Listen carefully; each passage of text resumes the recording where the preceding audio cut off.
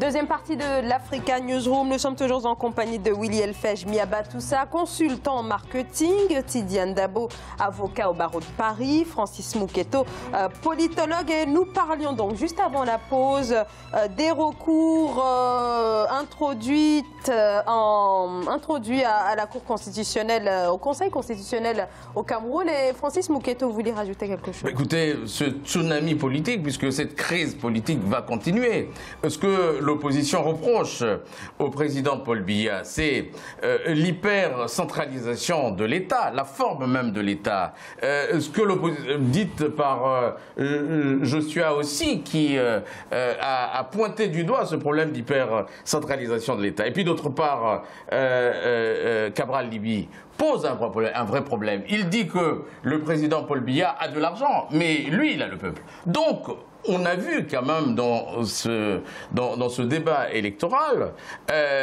des projets contre projets. Et bien entendu, les Camerounais ont soif de cette démocratie. Il faut effectivement passer la main à la nouvelle génération pour pouvoir permettre cet essor de la démocratie à l'africaine et ce développement de ce continent. On ne peut pas accepter qu'on puisse voir les mêmes personnes pendant plusieurs années. Et ça, c'est très important. Mais je crois que le pouvoir, il faut aller le chercher. Il faut aller le chercher, malheureusement. Ça veut dire qu'il faut repartir au coup d'État? Non, parce que le pouvoir s'arrache. Non, ce n'est pas un problème de coup d'État, parce que jusqu'à aujourd'hui, je pense qu'il y a certains États, il y a des peuples qui sont arrivés effectivement à s'opposer, mais à s'opposer sans la présence des militaires, à s'opposer frontalement avec le pouvoir en place. On a le cas du Burkina, on cite souvent quand même le cas du Burkina Faso, mais ça reste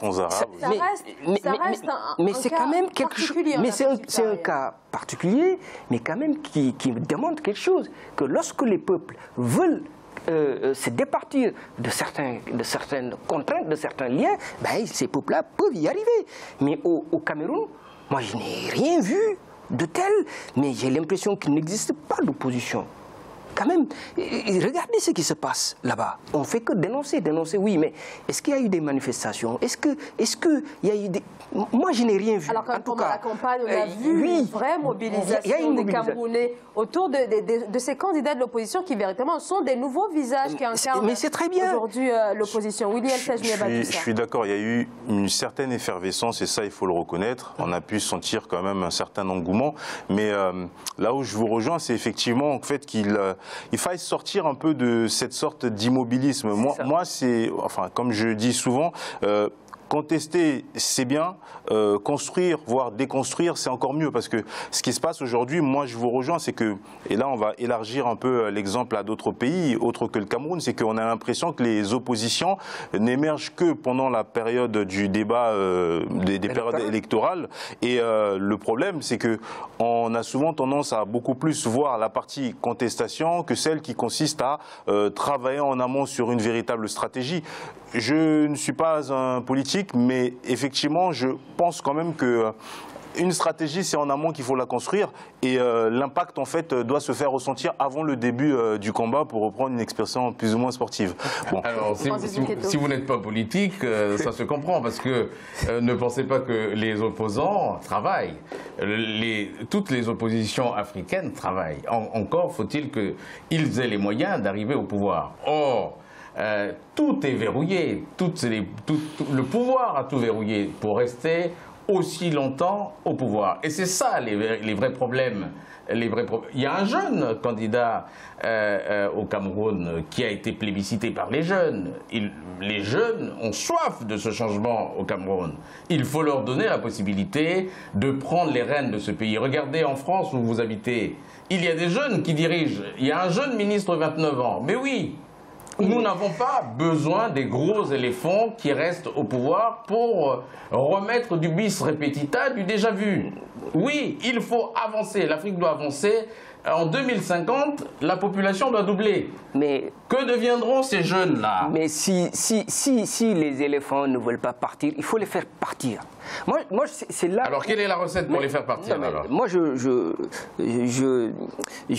pacifiquement? Non, mais pacifiquement, bien entendu. Alors, comment? Mais c'est frontalement. C'est-à-dire, j'ai souvent l'habitude de rappeler toujours cette phrase du président Abdoulaye Wade qui disait que en matière d'opposition, il faut accepter cette confrontation, mais frontale avec le pouvoir en place.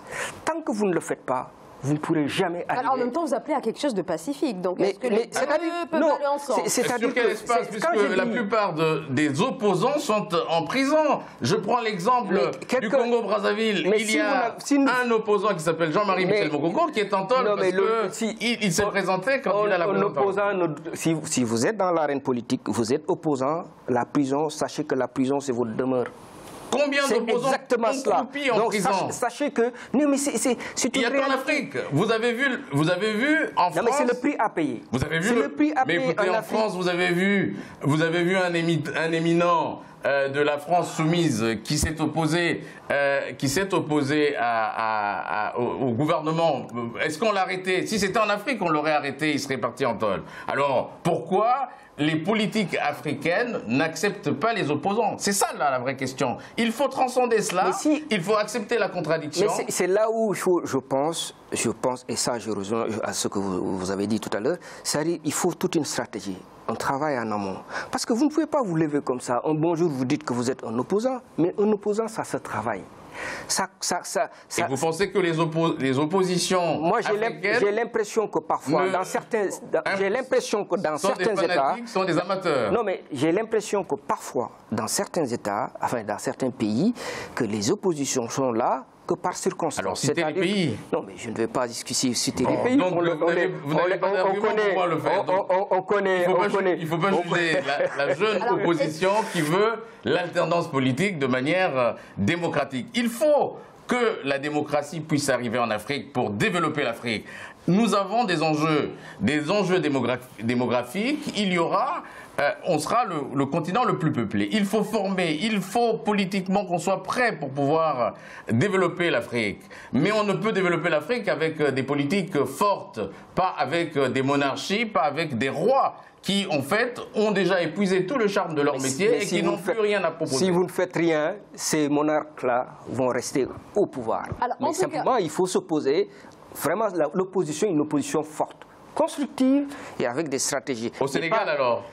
Non, je ne parle pas du Sénégal. En tout cas, pour ce qui est du Cameroun, Sénégal, mais... les résultats sont attendus d'ici le 22 octobre. Donc, alors, pour l'instant, le président Paul Biya est donné grand vainqueur, donc président sortant. On a également Maurice Kamto et Cabral Libby qui se sont déjà autoproclamés vainqueurs du scrutin du 7 octobre. Donc là, ce qui se joue, c'est 3 hommes pour un fauteuil. Willy Elfej, Miabatoussa? Non, je pense qu'il n'y aura qu'un seul personnage sur le fauteuil. Ça, oui, sachant qu'il en faut qu'un. Voilà, il faudrait ne pas être trop naïf là-dessus, mais après, on va laisser les atermoiements se poursuivre et il manque juste à espérer que les choses ne dégénèrent pas. Voilà. Est-ce que le Cameroun peut véritablement éviter la crise politique, la crise post-électorale Je pense qu'en dehors des problèmes sécuritaires qui minent le Cameroun, parce qu'il ne faut pas l'oublier, et puis problèmes de bonne gouvernance, même s'il y a des choses, des avancées vers la lutte contre la corruption, puisque on voit quand même des ministres en tôle, c'est quand même des symboles très forts. Mais il faut que, si le président Biya a un nouveau mandat, a à nouveau le suffrage des Camerounais, il faut effectivement qu'il puisse avancer dans le sens qu'il a dit lui-même dans la campagne, comme quoi le Cameroun d'hier ne sera plus le Cameroun de demain et que les Camerounais vont profiter de tout cela pour vivre ensemble et essayer de lutter contre la pauvreté. Donc je pense que oui, il y a peut-être crise, mais ça sera en arrière, ça sera derrière l'élection présidentielle. Le calme reviendra très naturellement au Cameroun, puisque les Camerounais ne sont pas des guerriers. Peut-être un dernier mot, Tidiane. Oui, non, mais c'est juste pour compléter sur ce qu'il a dit. Moi, je suis quand même optimiste sur la suite au Cameroun. Parce que quand même, c'est pas un pays qui est tellement, je dirais, un pays à problème, entre guillemets. Je crois qu'ils vont, à un moment donné, dépasser toute cette problématique-là parce que les enjeux sont énormes. Vous avez cité tout à l'heure les enjeux sécuritaires, parce qu'on sait ce qui se passe effectivement au nord. Je pense que l'intérêt général dans ce pays-là vaut plus que ces problèmes électoraux. Donc je pense qu'on va s'acheminer peut-être, et vous avez dit le monarque, entre guillemets, que vous avez appelé le président Paul Biya, qui a dit que peut-être le Cameroun d'aujourd'hui ne sera pas le Cameroun qui va arriver. Il a en tête peut-être de vouloir changer quelque chose. Donc je pense peut-être qu'il faut lui donner en tout cas une présomption de bonne foi à ce niveau-là et attendre ce qui peut arriver demain. Merci beaucoup à tous les trois pour vos explications. Alors donc attente du résultat des autres recours qui ont été introduits. Mais en attendant, on passe au reste de l'actualité.